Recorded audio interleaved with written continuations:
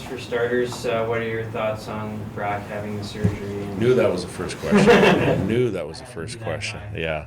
Obviously, I think the biggest thing is making sure Brock's 100% healthy for the second half of the season. And, I think the biggest thing that, for the whole first half here, he was battling that, trying to play through his wrist injury and then getting to a point where needing some rest thought would be the best thing for him. And it wasn't progressing to where we wanted it to be, or he wanted it to be.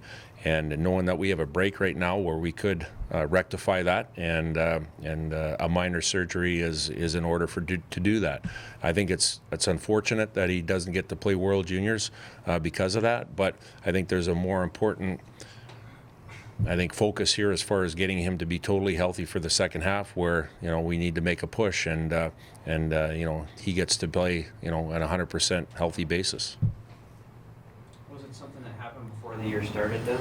Yeah, you know what, I think to try to drill down on when that exactly happened, whether that was earlier on before the season started, or throughout the season where it gradually became worse. It's tough to identify, but I know it was early in the season, or where that did occur. And again, sometimes when you're the player that he is, the impactful player, that you try to play through things to the point where it's not getting any better, but it's getting worse. And he tried to do that, and that's why we over the last few weeks he sat out to try to get that better, and it didn't get to the point where we wanted it to. Could you tell it affected him in the first 13 games that he played? Pardon me? Could you tell that it affected him? Yeah, you know what, I think, when you get to the games, adrenaline kicks in, and, you have ways of taping it up and doing different things where it can, help it.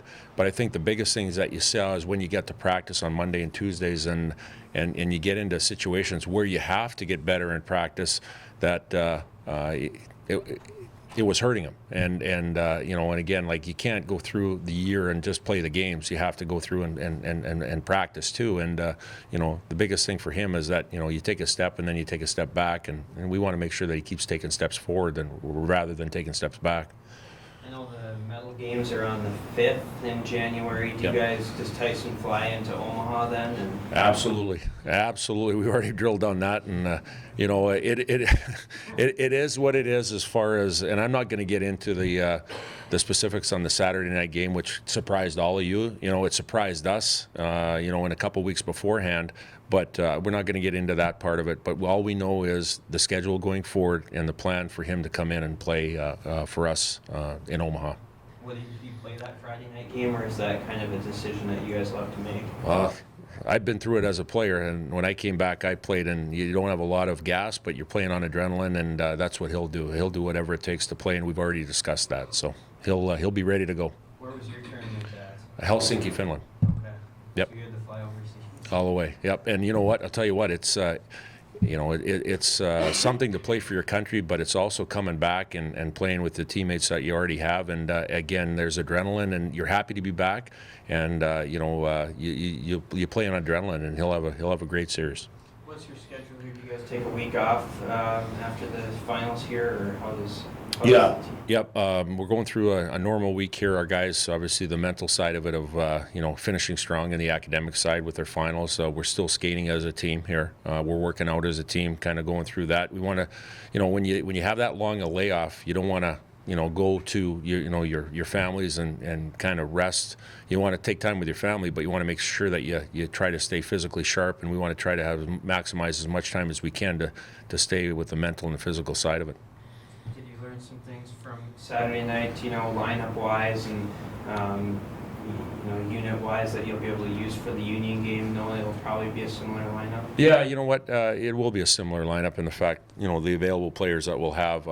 I think the one thing we have to get better at is with a couple of key impactful players out of our lineup, as far as to try to maximize our efficiency on the power play when we do get opportunities.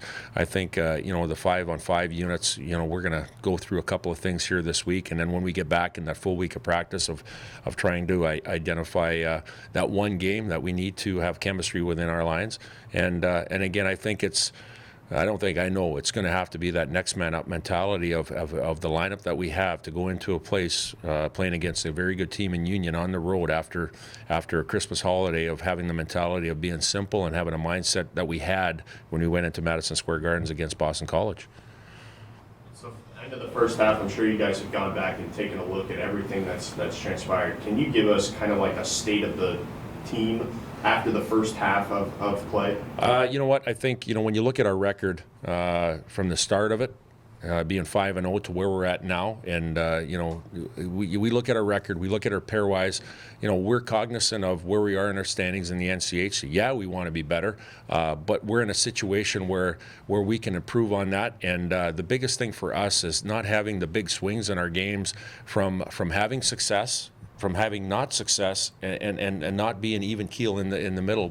Our biggest thing is to have consistency. In order to do that is making sure that we are even keel. Like when we win a game, we're not too high, and when we lose a game, we're not too low, and that we can't have that kind of big shift in momentum through our practices, through our games.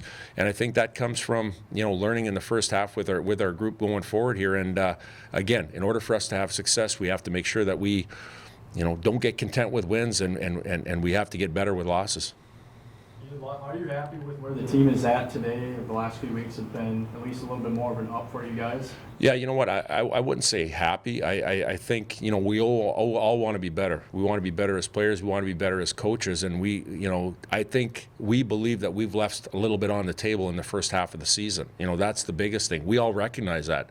It's a matter of knowing now that it's all NCHC competition except for the one Union game going forward. And like I said, we beat Western Michigan on Friday night. We left something on the table on Saturday night. We don't want to do that the second half. Shaw, do you know when he may be coming back? Is there a chance for him for Union, or is that all? Again, I don't want to be ambiguous here, but he's projecting to probably start the second half, and starting the second half would probably be the Union game. Anything else? Thanks for saving me there.